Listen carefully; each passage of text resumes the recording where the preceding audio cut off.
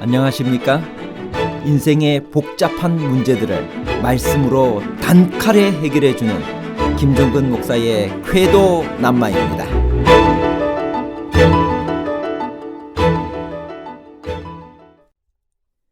이스라엘 총회에 들어올 수 없는 사람들과 족속들이 있었습니다. 암몬 사람과 모압 사람은 영원히 총회에 들어올 수가 없었습니다. 그러나 하나님은 에돔 사람에게 다시 들어올 수 있는 기회를 주셨습니다. 이스라엘 총회에 에돔 사람은 2대 후부터 들어올 수 있었나요? 아니면 3대 후부터 들어올 수 있었나요? 2대와 3대에 관한 복잡한 문제를 하나님 말씀의 가르침으로 명쾌하게 해결해 드리겠습니다. 어떤 사람들이 여호와의 총회에 들어올 수가 없다고 하셨나요? 그 이유는 무엇인가요? 신명기 23장 1절에서 2절입니다. 신랑이 상한 자나 신을 베인 자는 여호와의 총회에 들어오지 못하리라. 사생자는 여호와의 총회에 들어오지 못하리니 10대까지라도 여호와의 총회에 들어오지 못하리라. 고환이 상한 자나 음경이 잘린 자란 선천적인 고자나 후천적으로 고자가 된 사람을 의미합니다.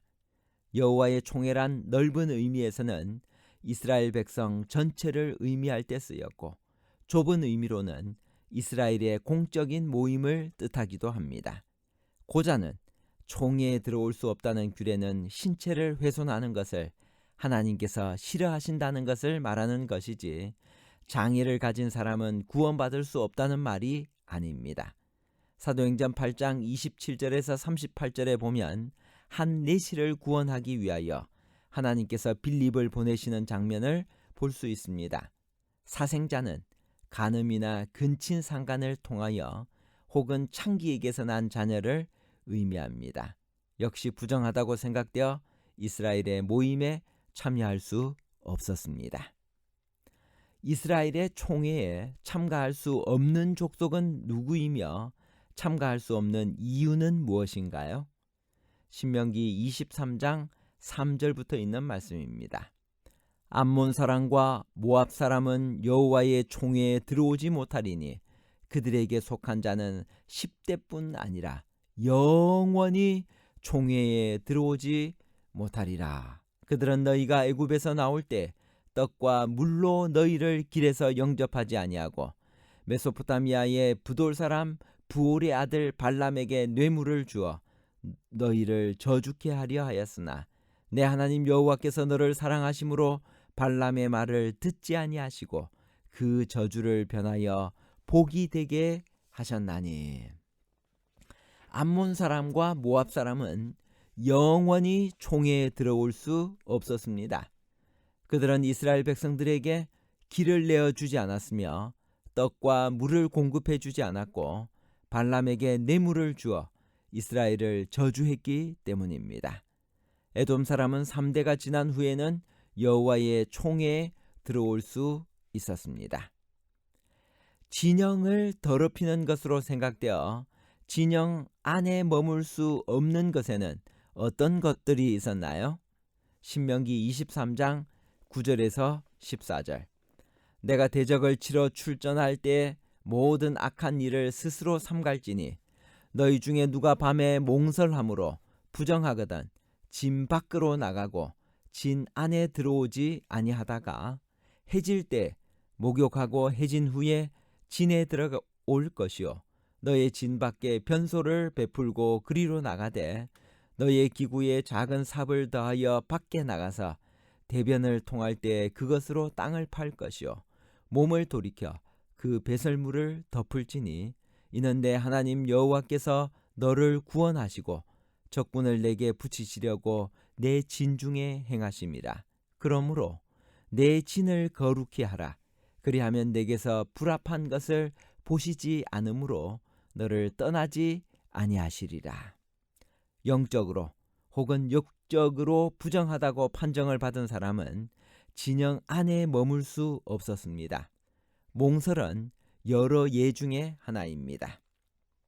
피와 고름을 비롯하여 밖으로 나오는 모든 배설물은 모두 죽음과 관계되어 부정한 것으로 여겨졌습니다.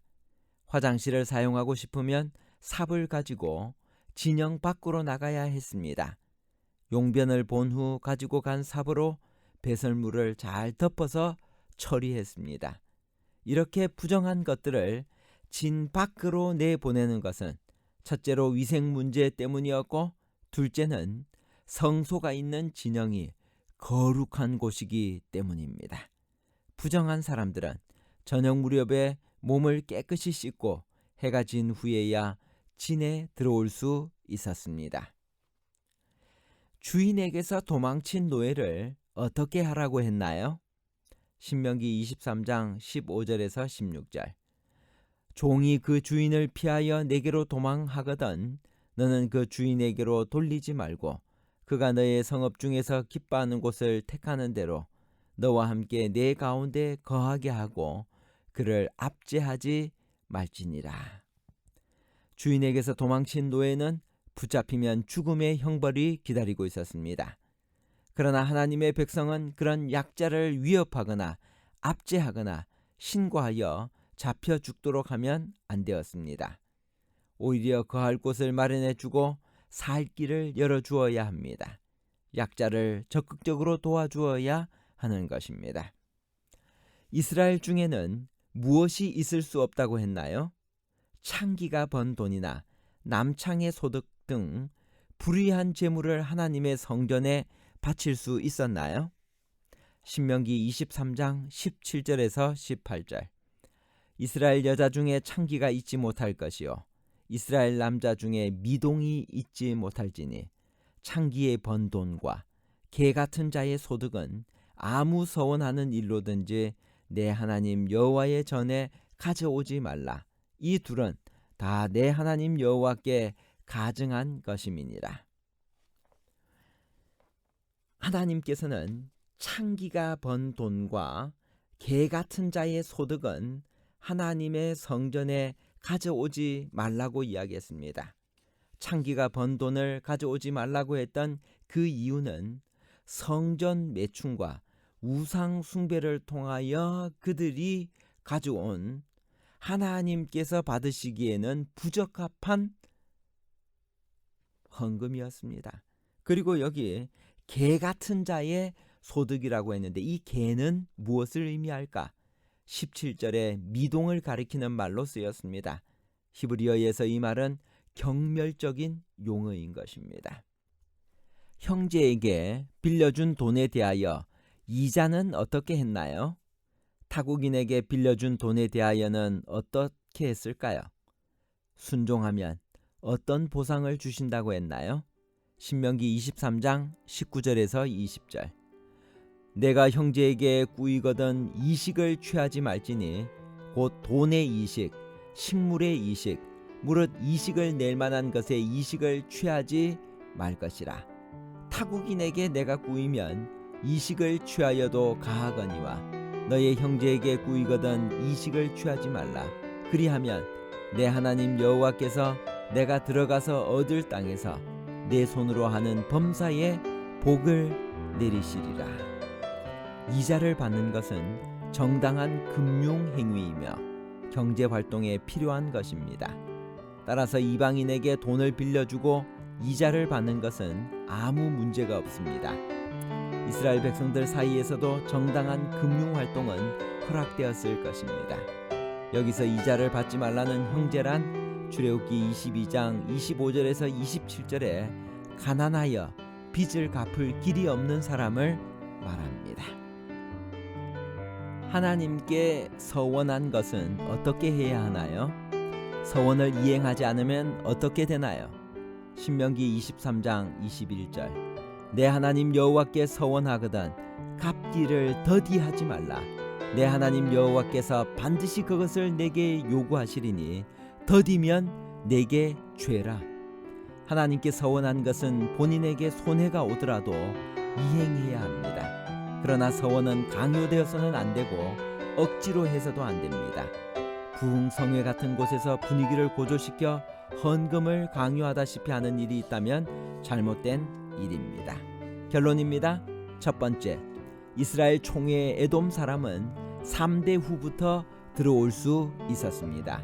두 번째, 부정한 것들을 진 밖으로 내보내는 것은 첫째로 위생 문제 때문이고 둘째는 성소가 있는 진영이 거룩한 곳이기 때문입니다.